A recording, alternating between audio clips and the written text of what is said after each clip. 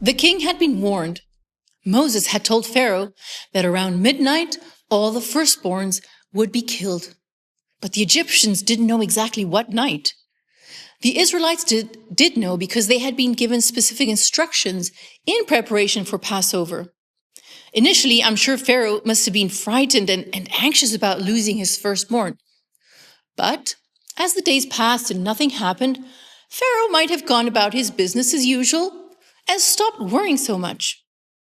Although in the back of his mind, there must have been a what if? What if what Moses said is going to actually happen?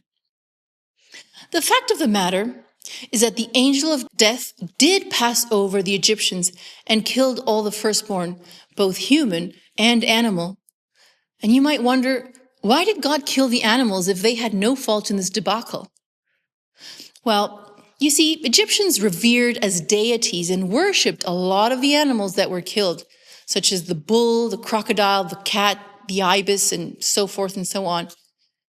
It seems that God was making a very big point in that animals were not deities and certainly not more powerful than him. Animals will always be subject to their creator, not the other way around.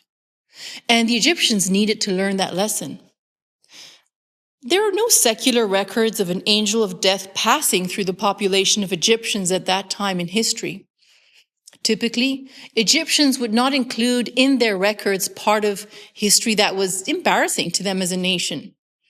However, if Amenhotep II was in fact the pharaoh during the Exodus, as we discussed earlier in our study, then it would have been his firstborn that was slain.